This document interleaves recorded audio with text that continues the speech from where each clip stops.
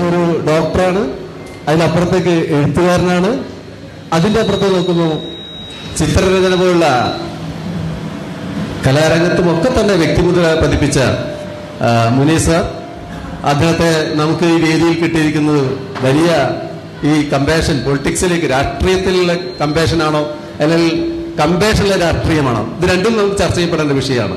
രാഷ്ട്രീയത്തിൽ ഇപ്പോൾ പ്രത്യേകിച്ച് നോക്കുന്ന സമയത്ത് നമുക്ക് കൃത്യമായി പരിശോധിക്കപ്പെടേണ്ട ഒരു വിഷയം കൂടിയാണ് നമ്മളിവിടെ അവതരിപ്പിക്കാൻ പോകുന്നത്. അതിനോട് സാറിനോട് ഞാൻ പറയുന്നത്, ഈ സാറ് ഞാൻ നേരത്തെ പറഞ്ഞ സാറ് മന്ത്രിയായിരിക്കുമ്പോൾ ചെയ്ത ആ മഹത്തായ കാര്യത്തെക്കുറിച്ച്, അതോടൊപ്പം തന്നെ രാഷ്ട്രീയത്തിലെ പ്രമുഖമായ വ്യക്തി എന്ന നിലക്ക് താങ്കളുടെ അനുഭവങ്ങളെക്കുറിച്ച്, ഇനി ഞങ്ങൾക്ക് കൂടുതൽ ഈ രാഷ്ട്രീയത്തിലെ കമ്പാഷൻ അല്ലെ കമ്പാഷൻ അടങ്ങിയ രാഷ്ട്രീയത്തെക്കുറിച്ച് ഏതൊക്കെ രീതിയിൽ മുന്നോട്ട് പോകുന്നതിനെ കുറിച്ചുള്ള വിലയേറിയ താങ്കളുടെ അനുഭവങ്ങളും പാഠങ്ങളും ഇവിടെ അവതരിപ്പിക്കാൻ വേണ്ടി സ്നേഹത്തോടെ ക്ഷണിക്കുകയാണ്.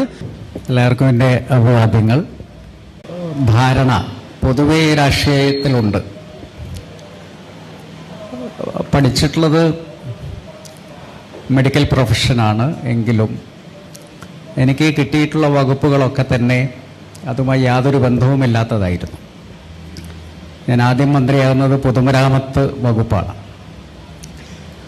പൊതുമരാമത്ത് വകുപ്പും ആരോഗ്യവും തമ്മിൽ യാതൊരു ബന്ധവുമില്ലാത്തൊരവസ്ഥയിൽ ആണ് ഞാൻ കടമ സ്വീകരിക്കുന്നത്. അത് കഴിഞ്ഞ് പിന്നീട് രണ്ടാം തവണ ഞാൻ മന്ത്രിയെ എനിക്ക് കിട്ടിയത് പൊതുമരാമത്ത് വകുപ്പാണ്, പഞ്ചായത്ത് വകുപ്പാണ് പ്രധാനമായും.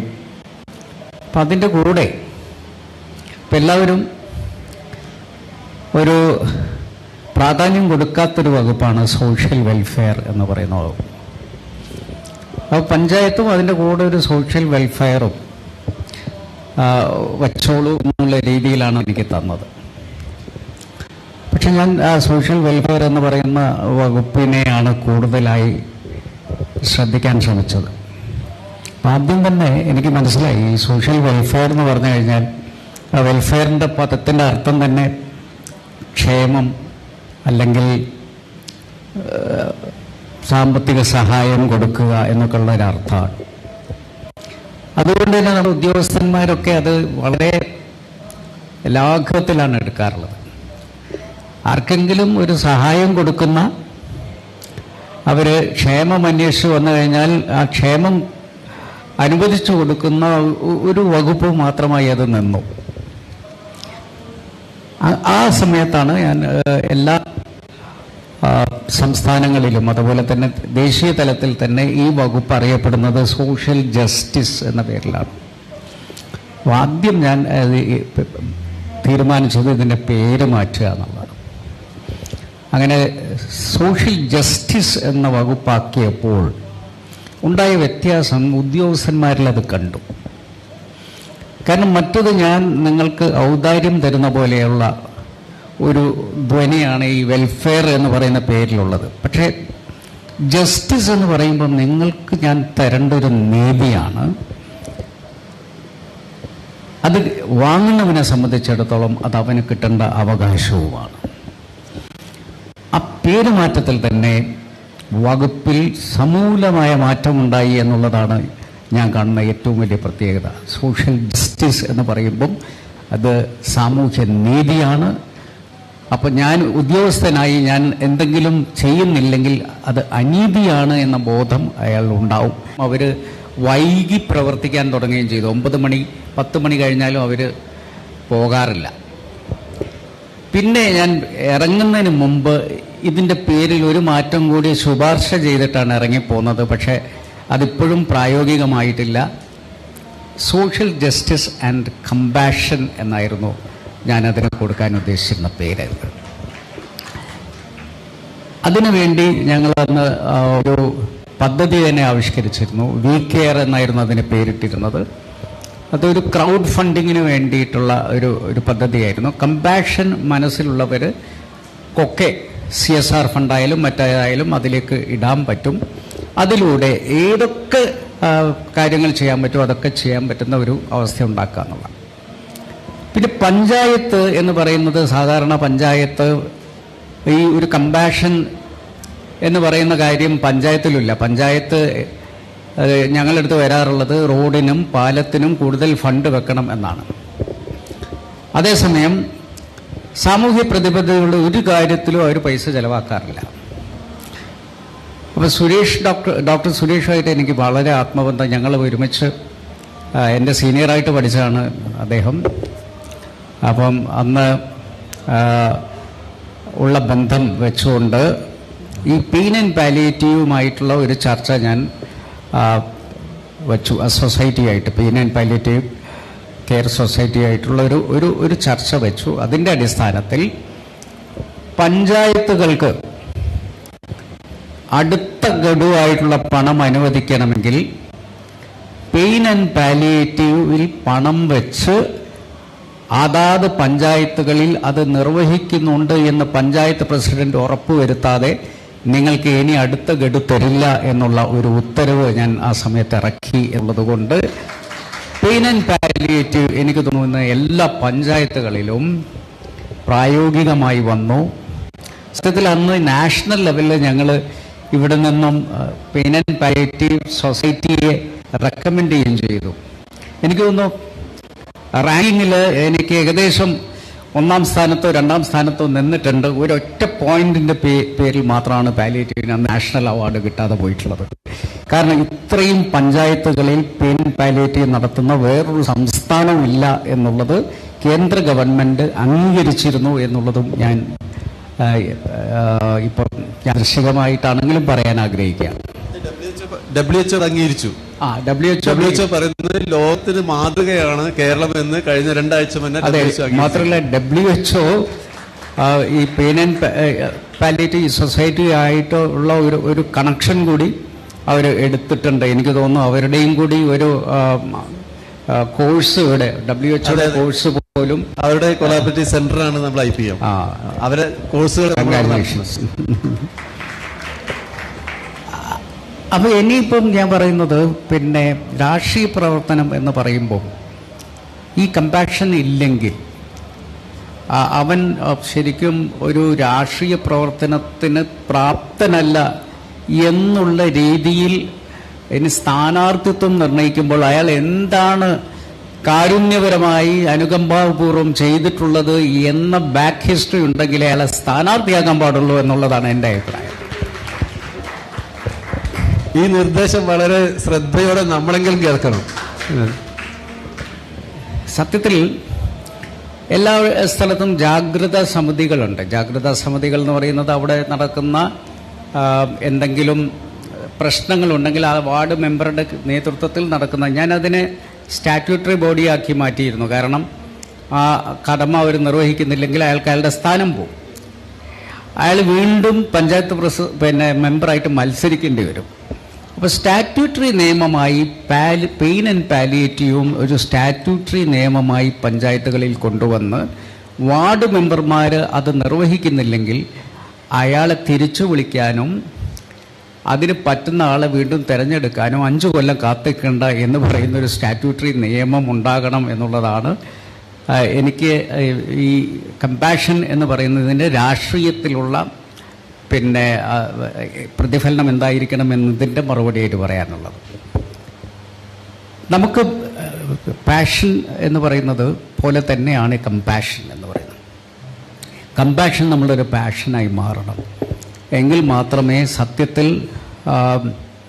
സമൂഹത്തിലെ ഏറ്റവും അടിത്തട്ടിലുള്ള ആളുകളുടെ പ്രശ്നങ്ങൾ നമുക്ക് പരിഹരിക്കപ്പെടുകയുള്ളൂ.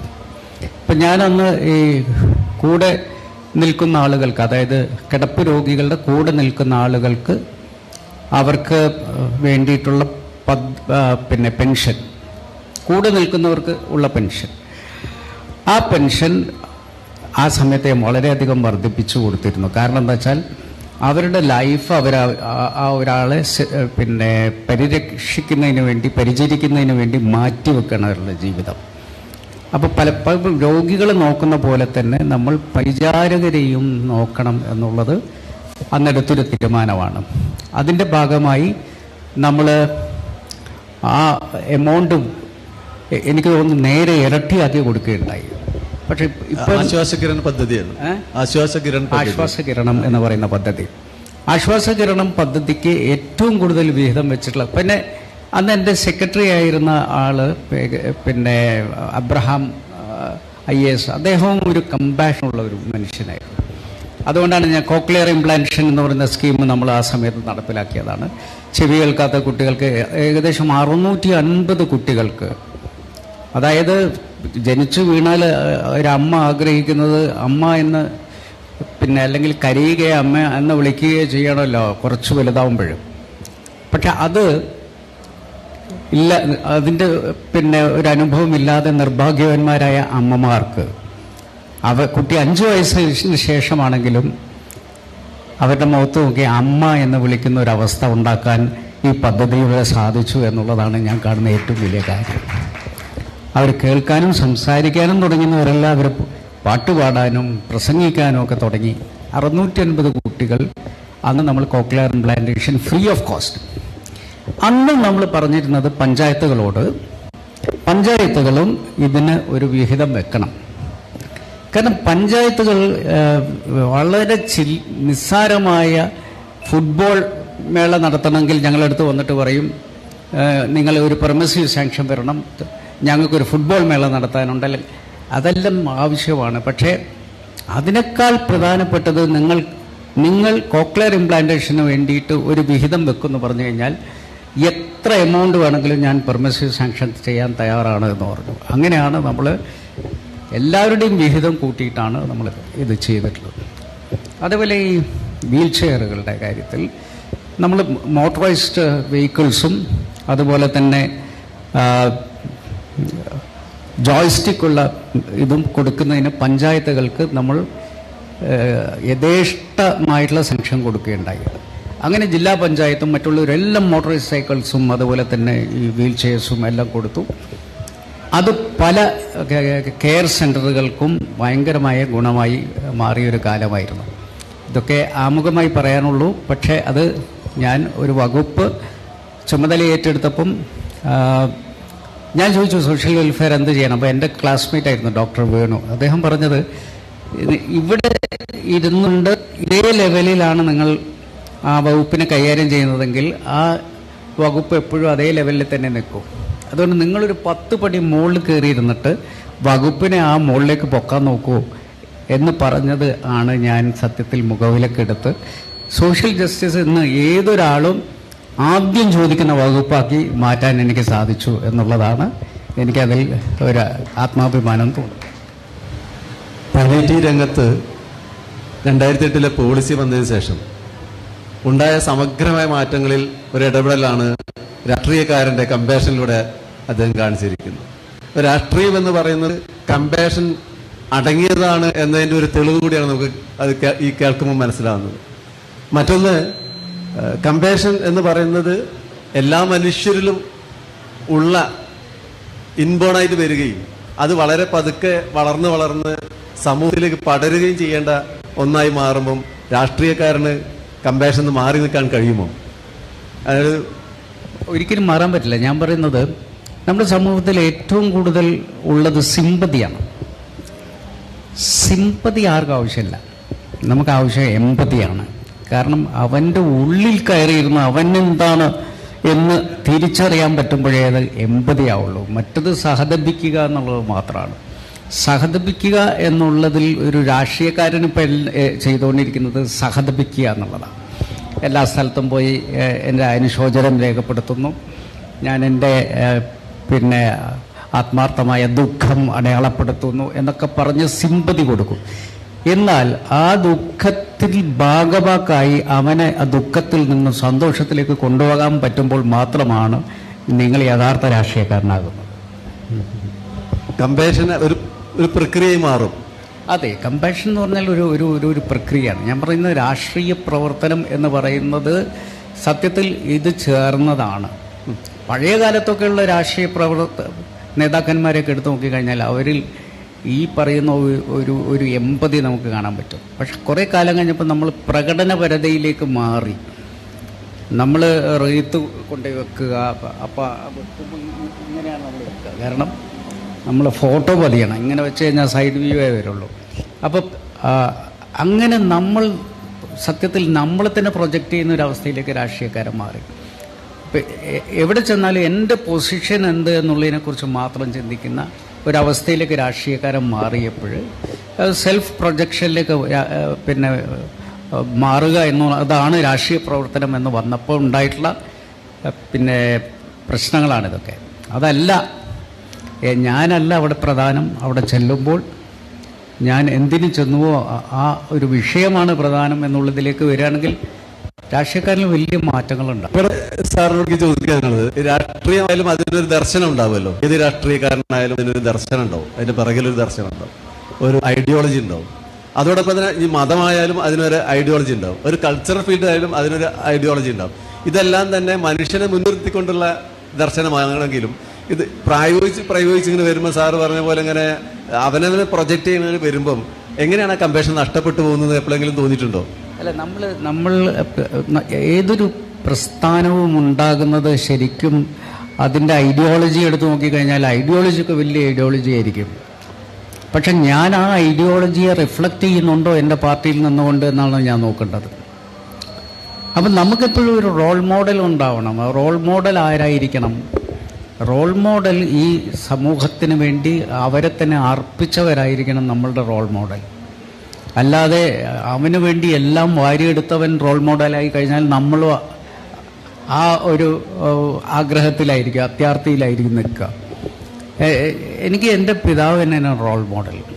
അദ്ദേഹം ഒരിക്കൽ ട്രെയിനിൽ സഞ്ചരിക്കുമ്പം അദ്ദേഹം എപ്പോഴും സ്റ്റേഷനിൽ നിന്ന് ഭക്ഷണം വാങ്ങുമ്പോൾ 2 പൊതി അധികം വാങ്ങും. അത് ഏതെങ്കിലും സ്റ്റേഷനിൽ ആർക്കെങ്കിലും ഭക്ഷണം കിട്ടാതെ നിൽക്കുന്നുണ്ടെങ്കിൽ അടുത്ത സ്റ്റേഷനിൽ ഇറങ്ങിയിട്ട് അത് കൊടുക്കും. അപ്പം അതാണ് ഞാൻ കണ്ടു വളർന്നിട്ടുള്ളത്. അതുകൊണ്ട് ഞാൻ കഴിക്കുന്നതിനേക്കാൾ കഴിക്കാതെ ഇരിക്കുന്ന ഒരാൾക്ക് വിശപ്പുണ്ടോ എന്നുള്ളത് അറിയാൻ പറ്റുമ്പോൾ മാത്രമേ ശരിക്കും നമ്മളൊരു യഥാർത്ഥ രാഷ്ട്രീയ പ്രവർത്തകനായി മാറുകയുള്ളൂ. ഇവിടെ ഫാദറെ പറ്റി പറഞ്ഞപ്പോഴാണ് CH-നെ കുറിച്ച് പറഞ്ഞപ്പോൾ CH-നെ അറിയാത്ത കേരളമില്ല. എൻ്റെ ചെറിയ തൊട്ടടുത്ത ദിവസം അനുഭവമാണ്. ഈ 20-ാം തീയതി ഞാൻ വയനാട്ടിൽ പടിഞ്ഞാറത്തറയിൽ CH-ന്റെ സ്മരണ മന്ദിരത്തിൽ അവിടെ ഒരു പാലിയേറ്റീവ് കെയർ ഉണ്ട്, അതിൽ പോയി സംസാരിക്കും. ഇന്നലെ ഞാൻ കോഴിക്കോട് ഒരു മദ്രസയിൽ വെച്ച് റസാഖ് മാഷൊക്കെ വന്നിട്ട് അതും CH-ന്റെ സ്മരണയിലുള്ള ഒരു പാലിയേറ്റീവ് കെയറിന് വേണ്ടിയിട്ട് ഈ നടത്തിയിട്ടുണ്ട്. അപ്പോൾ ഞാൻ പറയുന്നത്, ഇങ്ങനെ കേരളത്തിൽ ഇത്തരം റോൾ മോഡൽ ഉണ്ടായിട്ടും രാഷ്ട്രീയത്തിലേക്ക് വരാൻ ഇതെൻ്റെ നിരീക്ഷണം മാത്രമാണ്. ഈ യുവജനതക്ക് മടിയുണ്ടോ എന്ന് എനിക്ക് തോന്നിയിട്ടുണ്ട്. അത് രാഷ്ട്രീയത്തിൽ കമ്പാഷൻ ഇവർ കാണാത്തതുകൊണ്ട് ഇവിടുത്തെ ഈ ഇന്നും നാളെയും മറ്റന്നാളെയും നടക്കുന്ന നമ്മുടെ കാർണിവൽ, കമ്പാഷനേറ്റ് കാർണിവൽ, അതിനുവേണ്ടി ഒട്ടേറെ ദിവസങ്ങൾ മാസങ്ങളായി ഈ കുട്ടികൾ, ഈ യുവജനത എല്ലാം മറന്ന് അധ്വാനിക്കുകയാണ്. അവരത് ആഹ്ലാദം കൊണ്ട് തന്നെയാണ് ചെയ്യുന്നത്. പക്ഷേ രാഷ്ട്രീയത്തിൽ വരുമ്പോൾ, അപ്പോൾ സാറ് പറഞ്ഞല്ലോ, സാർ ഒരു രാഷ്ട്രീയക്കാരനായി, കമ്പാഷനേറ്റ് രാഷ്ട്രീയക്കാരനായി വരുമ്പോഴാണ് ഈ സോഷ്യൽ ജസ്റ്റിസ് വകുപ്പ് വരുന്നത്. നേരത്തെ വകുപ്പുണ്ട്, അത് സോഷ്യൽ ജസ്റ്റിസ് അല്ല, ജസ്റ്റിസായി വരുന്നത്. ആ രീതിയിലേക്ക് വളർന്നു വരേണ്ട യുവജനത രാഷ്ട്രീയത്തിൽ വരാൻ മടിക്കുന്നുണ്ട്. പല ക്യാമ്പസുകൾ നോക്കി കാണുമ്പോൾ രാഷ്ട്രീയക്കാരെ കാണുന്നു കൂടുതലായിട്ട്. അവർക്ക് കൃത്യമായ പൊളിറ്റിക്സിലൊക്കെ വരാൻ അവർക്ക് പറ്റുന്നില്ല. അത് സാറ് പറഞ്ഞ പോലെ റോൾ മോഡലിന്റെ കുഴപ്പമാണോ, അല്ലെങ്കിൽ അത് കിട്ടാത്തതിന്റെ കുഴപ്പമാണോ, അതല്ലെങ്കിൽ ആശയത്തിന്റെ വിഷയമാണോ? റോൾ മോഡൽ മാത്രമല്ല, നമ്മൾ കാണുന്ന രാഷ്ട്രീയ പ്രവർത്തനം എന്ന് പറയുമ്പം അത് കക്ഷി രാഷ്ട്രീയമാണ്. അത് ശരിക്കും സ്പർദ്ധയാണ് നമ്മൾ കാണുന്നത് മുഴുവൻ. ഒന്നിൽ വെറുപ്പാണ്, മറ്റവനെ വെറുക്കാനാണ് നമ്മൾ പഠിപ്പിക്കുന്നത്. അപ്പോൾ വെറുക്കാൻ പഠിപ്പിക്കുന്നതോടുകൂടി തന്നെ പാഷൻ എന്ന് പറയുന്ന സാധനമായിരുന്നു പോയില്ലേ. അപ്പോൾ കമ്പാഷൻ എന്ന് പറയുന്നത് വെറുപ്പും കമ്പാഷനും ഒരുമിച്ച് പോവില്ല. അപ്പോൾ രാഷ്ട്രീയം ഇന്ന് ഒരു കക്ഷി രാഷ്ട്രീയത്തിൻ്റെ പേരിലുള്ള സ്പർദ്ധകൾ, അടി പിടി ഇടി, അത് എല്ലാ രാഷ്ട്രീയ പ്രസ്ഥാനങ്ങളും അതിൽ തുല്യ പങ്കാളിത്തം വഹിക്കുന്നവരാണ്. അതിൽ നിന്ന് അപ്പം യുവാക്കൾ എന്താവും, യുവാക്കൾ പതുക്കെ പിന്നോട്ട് വലിയും. അവർ എപ്പൊളിറ്റിക്കലായി മാറും. അവർക്ക് രാഷ്ട്രീയ അവബോധമുണ്ട്, പക്ഷേ അവർ കക്ഷി രാഷ്ട്രീയത്തിൻ്റെ ഭാഗമാകാതെ മാറി നിൽക്കും. ഇപ്പം തന്നെ നമ്മൾ പല യോഗങ്ങളും എടുത്ത് നോക്കിക്കഴിഞ്ഞാൽ നമുക്ക് ചെറുപ്പക്കാരുടെ ഒരു അഭാവം അതിലൊക്കെ കാണാൻ സാധിക്കുന്നുണ്ട്. അവർ കൂടുതൽ കമ്പാഷനിലേക്ക് പോവുകയാണ്.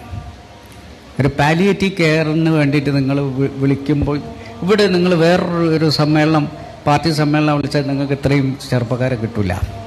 പക്ഷെ കമ്പാഷന് വേണ്ടിയിട്ട് നിങ്ങൾ വിളിച്ചു കഴിഞ്ഞാൽ ഇതിൻ്റെ ഇരട്ടിയുടെ ഇരട്ടി ആളുകളെ കിട്ടും. കാരണം അവരുടെ മനസ്സിൽ ഞാൻ ഈ പറഞ്ഞിട്ടുള്ള ആർദ്രത എന്ന് പറയുന്നൊരു സാധനമുണ്ട് എന്നുള്ളത് കൊണ്ട് എൻ്റെ ഏക പ്രതീക്ഷ ഈ പുതിയ തലമുറയിലാണ്. കാരണം അവർ ജീവിച്ചിരിക്കുന്ന കാലത്തോളം ഒരിക്കലും ഈ പറഞ്ഞിട്ടുള്ള അനുകമ്പ എന്ന് പറയുന്നത് നമ്മളുടെ മനസ്സിൽ നിന്ന് പോയില്ല.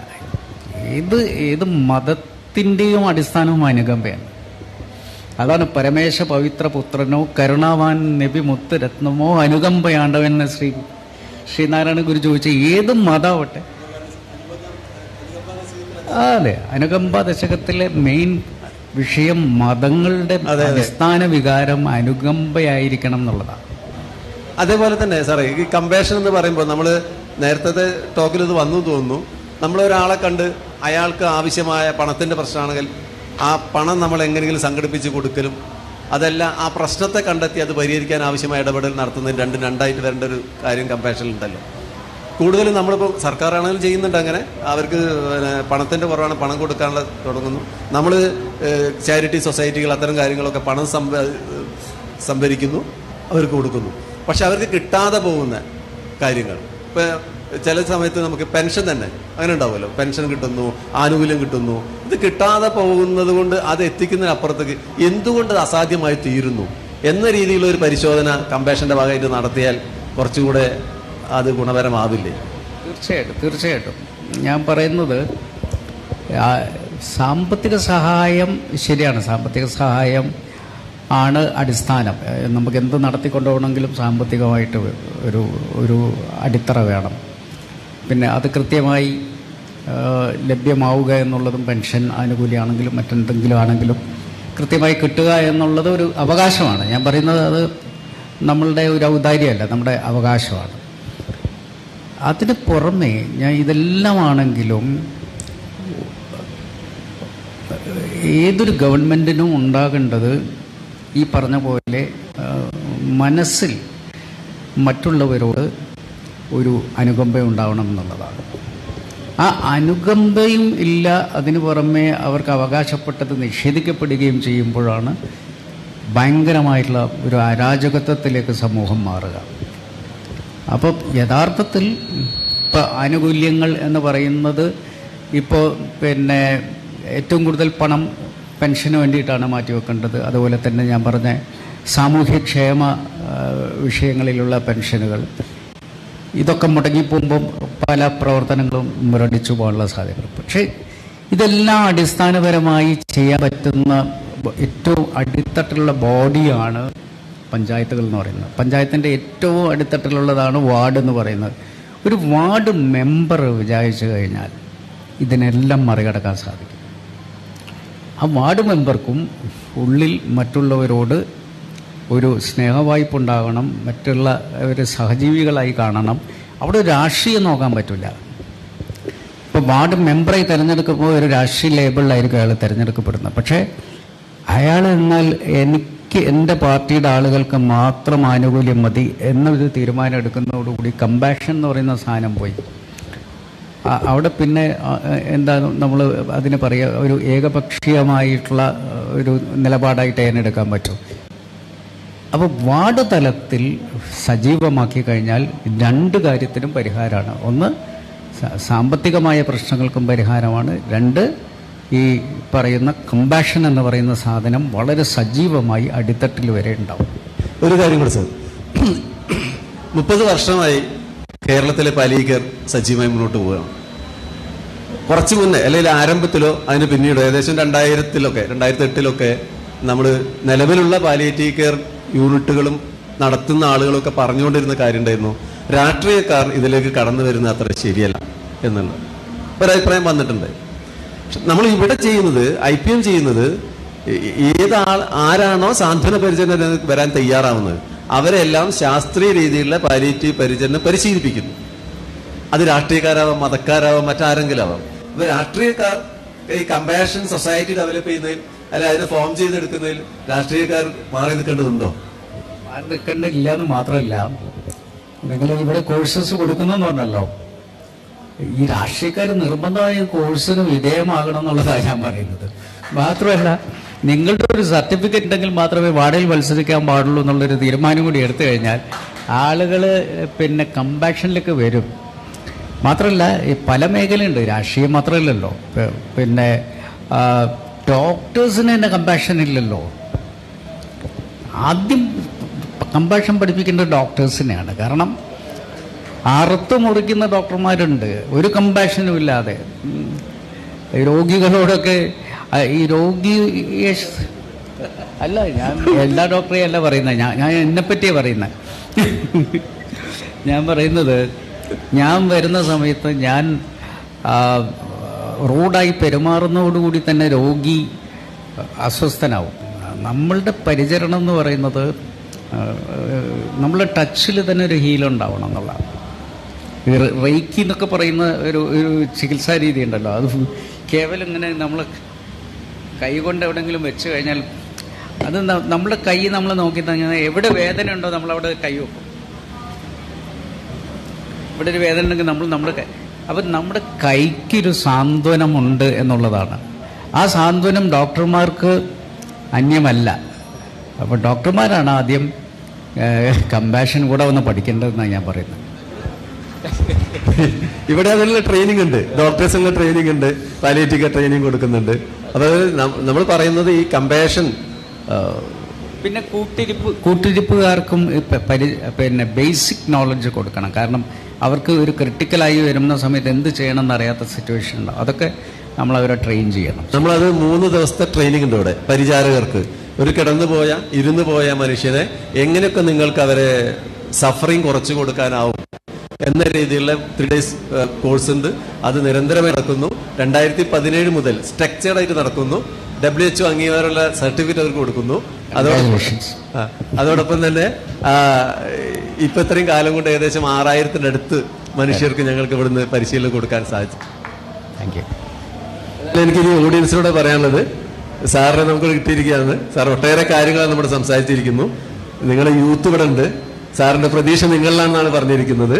എന്തെങ്കിലും സാറിനോട് ചോദിക്കാനുണ്ടെങ്കിൽ പാലിയേറ്റീവ് കെയറിനെ കുറിച്ച്, രാഷ്ട്രീയത്തെക്കുറിച്ച്, പാലിയേറ്റീവ് കെയർ മാത്രം ചോദിക്കണ്ട, സാറ് രാഷ്ട്രീയത്തിലും കൂടെ ഉണ്ട്, അറിയാലോ, ഞാൻ പറയുന്നത് അല്ലേ.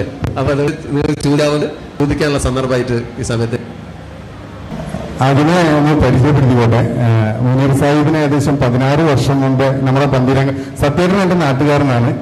ഇവിടെ പാലിയേറ്റീവിന്റെ 3 കോഴ്സും കഴിഞ്ഞിട്ടുണ്ട്. അവസാനം കഴിഞ്ഞാൽ ഡെത്ത് കഫേയിൽ പ്രത്യേകം സേഫ് പഠിപ്പിച്ചൊരു സാധനമാണ്.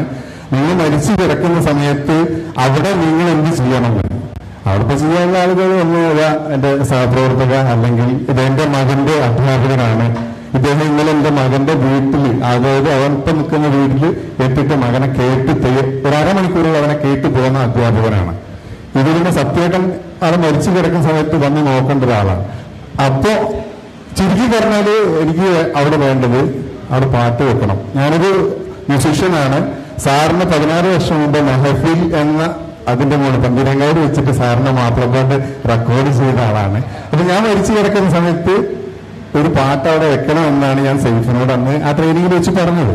അപ്പൊ നമ്മുടെ മരണം പോലും നമുക്ക് തീരുമാനിക്കാൻ പറ്റുന്ന രീതിയിലേക്ക് വേൾഡ് വൈഡുള്ള ട്രെയിനിങ്ങുകൾ ഈ കേരളത്തിലൂടെ ഇട്ടാവട്ടത്തെത്തിച്ചുകൊണ്ട് ഇത്രയും ഭംഗിയായിട്ട് ചിട്ടപ്പെടുത്തിക്കൊണ്ട് ഇത് നടത്തുന്ന IPMന്റെ എല്ലാവർക്കും ഒരു പോസിറ്റീവ് സ്ട്രോക്ക് കൊടുക്കാൻ വേണ്ടിയിട്ടും ഇന്ന് ഇവിടെ സംഘടിപ്പിച്ചിരിക്കുന്ന ഈ ചെറുപ്പക്കാർക്ക്, കഴിഞ്ഞ വർഷം ഞാൻ ഈ ക്യൂരിയോസിന് വന്നിട്ടുണ്ട്. കാരണം അന്ന് IGP വിജയൻ സാർ വന്നിരുന്നു, അന്നും വന്നിരുന്നു, അതിന്റെ മുമ്പത്തെ വർഷം വരുന്നു. എല്ലാവർക്കും നല്ലൊരു പോസിറ്റീവ് സ്ട്രോക്ക് കൊടുക്കാൻ വേണ്ടിയിട്ടാണ് ആദ്യം എൻ്റെ ഒരു അഭിപ്രായം ഞാൻ പറഞ്ഞത്. രണ്ടാമത്തെ ഒരു അഭിപ്രായം സാറിനോട് ചോദിക്കാനുള്ളത്, സർ, ഞങ്ങൾ സിവിൽ ഡിഫൻസിന്റെ 6800ഓളം വളണ്ടിയർമാർ ട്രെയിനിങ് കഴിഞ്ഞ് നിൽക്കുന്നുണ്ട്. 3 ദിവസത്തെ തൃശൂർ അക്കാദമിയിൽ നിന്ന് ട്രെയിനിങ് കഴിഞ്ഞ ആളുകളാണ്. സർ, അവരെ മുഴുവനും ഈ IPMലേക്ക് ഒന്ന് കണക്ട് ചെയ്തുകൊണ്ട് ഇവിടുത്തെ ഈ 3 ദിവസത്തെ ട്രെയിനിങ് അറ്റൻഡ് ചെയ്യിക്കാൻ സാമൂഹ്യ ക്ഷേമ വകുപ്പിന് കീഴിൽ ഒരു ശ്രമം നടത്തിക്കൂടെ? സാറ് 2008 നമ്മുടെ പാലിയേറ്റീവ് കെയർ പോളിസിയായിട്ട് ബന്ധപ്പെട്ട് ഒരു ഓർഡറിലൂടെ എല്ലാ തദ്ദേശ സ്വയംഭരണ സ്ഥാപനങ്ങളിലും പാലിയേറ്റീവ് കെയർ തുടങ്ങണമെന്നൊരു മസ്റ്റാക്കി വന്നത് അംഗീകരിക്കുന്നു. പക്ഷെ എനിക്ക് അതിനേക്കാൾ പറഞ്ഞ സാറിൻ്റെ ബാപ്പ CH മുഹമ്മദ് കോയ, ഈ പാലിയേറ്റീവ് കെയറിൻ്റെ ഒക്കെ തുടക്കക്കാർ എനിക്ക് പറയുന്നത് CH മുഹമ്മദ് കോയ സാഹിബ് എന്ന് പറഞ്ഞാൽ 1967 അന്നത്തെ കൂട്ടുമന്ത്രിസഭയിലെ വിദ്യാഭ്യാസ മന്ത്രിയായിരുന്നു അദ്ദേഹം. ഇന്ന് കേരളത്തിലുള്ള വിദ്യാഭ്യാസ വിപ്ലവത്തിന് തുടക്കം കുറിച്ചത് അദ്ദേഹമാണെന്നാണ് ഞാൻ വിശ്വസിക്കുന്നത്. അന്ന് ഞാൻ അദ്ദേഹം മന്ത്രിയായിരുന്നപ്പം സ്കൂളിലാണെങ്കിലും അവസാന ഘട്ടത്തിൽ ഞാൻ കോളേജിലുമായിരുന്നു. ഇന്ന് ഇതുവരെ 3000 കുട്ടികൾ ഇവിടെ നിന്ന് നമ്മുടെ ഈ കാര്യങ്ങൾക്ക് സഹകരിക്കാൻ കഴിഞ്ഞത് അന്ന് CHO മൊദോയ് സാഹിബ് ചെയ്ത ആ നന്മയുടെ ആകെ തുകയാണ്. ഈ ക്ലാസ്സുകളെ പറ്റി പറയുമ്പോൾ എനിക്ക് പറയാനുള്ളത്, ഒരു പുഴ ഒരു പ്രാവശ്യം മാത്രമേ നമുക്ക് കടക്കാൻ കഴിയുള്ളൂ. അതുപോലെയാണ് നമ്മുടെ അറിവ്. അപ്ഡേറ്റ് ചെയ്തുകൊണ്ടില്ലെങ്കിൽ നമ്മൾ അപ്ഡേറ്റഡ് ആവും. എനിക്ക് കുട്ടികളോടും പറയാനുള്ളത് അത് തന്നെയാണ്. നമുക്ക് വേണ്ടത് കമ്പാഷൻ തന്നെയാണ്. അത് നമ്മൾ തുടക്കുന്നത്, എനിക്കൊന്ന് പറയാനുള്ളത്, എൻഡോർഫിൻ, ഡോപ്പമിൻ, സെറിട്ടോണിൻ, ഓക്സിറ്റോസിൻ എന്നുള്ള 4 ഹോർമോണുണ്ട്. ആ 4 ഹോർമോണാണ് സന്തോഷത്തിൻ്റെയും സംഘർഷത്തിൻ്റെയും ഹോർമോണ്. അതിനെ നമുക്ക് സന്തോഷത്തിൻ്റെ ഹോർമോണായിട്ട് ഉപയോഗിക്കാൻ വേണ്ടി കുട്ടികളെ നമുക്കൊന്ന് തയ്യാറാക്കേണ്ടതുണ്ട്. അത്രമാത്രം. ഒറ്റ കാര്യം സാർ ഇവിടെ സൂചിപ്പിച്ചു, ഗവൺമെന്റ് ഇപ്പോൾ നമ്മുടെ പഞ്ചായത്ത് തലത്തിൽ മെഡിസിൻ പാലിയേറ്റീവ് കെയർ യൂണിറ്റുകൾക്ക് സാധാരണ നമുക്ക് 2 ലക്ഷമോ 3 ലക്ഷമോ ഒക്കെ ഫണ്ട് വകയിരുത്തിക്കൊണ്ട് നമുക്ക് മെഡിസിൻസ് സപ്പോർട്ട് ചെയ്യുന്നുണ്ട്. ഇപ്പോൾ കഴിഞ്ഞൊരു ഭിന്നശേഷി ഗ്രാമസഭയിൽ പറയുകയുണ്ടായി, എനിക്കറിയില്ല, സാറിൻ്റെ ഒരു അപ്ഡേഷൻ എനിക്ക് കിട്ടാനാണ് ചോദിക്കുന്നത്. പുതിയ ഒരു സർക്കുലർ വന്നിട്ടുണ്ട്, അങ്ങനെ പഞ്ചായത്ത് തലത്തിൽ സന്നദ്ധ സംഘടന നടത്തുന്ന പാലിയേറ്റീവ് ക്ലിനിക്കുകൾക്ക് കൊടുക്കേണ്ടതില്ല എന്നുള്ളൊരു സംസാരം കേട്ടു. അപ്പോൾ സാർ അതിൻ്റെ ഏറ്റവും ലേറ്റസ്റ്റ് അപ്ഡേഷൻ ഒന്ന് സാറ് പറയണം എന്നാണ് എനിക്കറിയാം. Thank you. ഒരു ചെറിയ ചോദ്യം കൂടി എൻ്റെ കൂടെ, അതായത് നമ്മളെ ഇപ്പോൾ കമ്പാഷൻ ആൻഡ് പൊളിറ്റിക്സ് എന്ന് പറയുമ്പോൾ നമ്മൾ പൊളിറ്റിക്സിൽ എത്രമാത്രം കമ്പാഷൻ വേണമെന്ന് പറയുന്ന പോലെ തന്നെ തിരിച്ചുള്ളൊരു സാധനമാണ് ഒരു കമ്പാഷനേറ്റ് ആയിട്ടുള്ള ആളുകൾ പൊളിറ്റിക്സിലേക്ക് വരേണ്ടതിൻ്റെ ആവശ്യകത. അപ്പോൾ ഞങ്ങളിൽ നിന്ന് കുറേ പേര് പൊളിറ്റിക്സിലേക്ക് വരണം എന്ന് സാറ് ആഗ്രഹിക്കുന്നുണ്ട്. ഞാൻ അവസാനം പറഞ്ഞതെന്ന് തുടങ്ങാം. സത്യത്തിൽ കമ്പാഷൻ ഉള്ളവരാണ് പൊളിറ്റിക്സിൽ എത്തേണ്ടത്. അതാണ് ഞാൻ പറഞ്ഞത്. ഇവിടെ നിന്നും കമ്പാഷൻ എന്ന് പറയുന്ന കോഴ്സ്, പെയിൻ ആൻഡ് പാലിയേറ്റീവിൻ്റെയും മറ്റു കോഴ്സുകൾ കഴിഞ്ഞ ആളുകളായിരിക്കണം ഇനി അടുത്ത തലമുറയെ നയിക്കേണ്ട രാഷ്ട്രീയക്കാർ എന്നുള്ളതാണ്. അപ്പം ശരിക്കും കമ്പാഷൻ ഉള്ളവർ രാഷ്ട്രീയത്തിൽ വരുന്നതാണ് ഒരു കമ്പാഷനേറ്റായിട്ടുള്ള ഒരു സൊസൈറ്റിക്ക് നല്ലത് എന്നുള്ളതാണ് എനിക്ക് ആമുഖമായി പറയാനുള്ളത്. 100% യോജിക്കുന്നു. നിങ്ങളിവിടെ കോഴ്സ് കഴിഞ്ഞോ? അപ്പോൾ നിങ്ങളുടെ രാഷ്ട്രീയത്തിൽ ഞാൻ പ്രതീക്ഷിക്കുകയാണ്. 2, എനിക്ക് അറിയില്ല, ഈ പാലിയേറ്റീവ് നമ്മളന്ന് എല്ലാ ആഴ്ചയിലും ഒരു കോർഡിനേഷൻ കമ്മിറ്റി കൂടും. ആ കോർഡിനേഷൻ കമ്മിറ്റിയിൽ നമ്മളെടുത്ത തീരുമാനം പെയിൻ ആൻഡ് പാലിയേറ്റീവ് ആയിട്ട് വരുന്ന, പ്രത്യേകിച്ച് സൊസൈറ്റി, അന്നത്തെ പെയിൻ ആൻഡ് പാലിയേറ്റീവ് സൊസൈറ്റിക്കായിരുന്നു പ്രയോറിറ്റി കൊടുത്തിരുന്നത്. അതുമായി ബന്ധപ്പെട്ട് വരുന്നവർക്ക് അത് പഞ്ചായത്തുകൾക്ക് തീരുമാനിക്കുക എത്ര പൈസ കൊടുക്കണം എന്നുള്ളത്. അത് ബ്ലാങ്ക് ചെക്കായിരുന്നു നമ്മളന്ന് കൊടുത്തിരുന്നത്. അതിൽ മാറ്റം വന്നിട്ടുണ്ടോ എന്ന് എനിക്കറിയില്ല. ഞാൻ അതിൽ അപ്ഡേറ്റഡ് അല്ല. അതുകൊണ്ട് ഈ പറഞ്ഞ സ്ഥിതിക്ക് ഞാനത് അന്വേഷിച്ച് നിയമസഭയിൽ അങ്ങനെ സംഭവിച്ചിട്ടുണ്ടെങ്കിൽ അത് ശക്തമായി ഞാനത് അവിടെ അവതരിപ്പിക്കുകയും അത് തിരിച്ചു കൊണ്ടുവരികയും ചെയ്യും എന്നുള്ളതാണ് എനിക്കത് സംബന്ധിച്ച് സൂചിപ്പിക്കുന്നത്.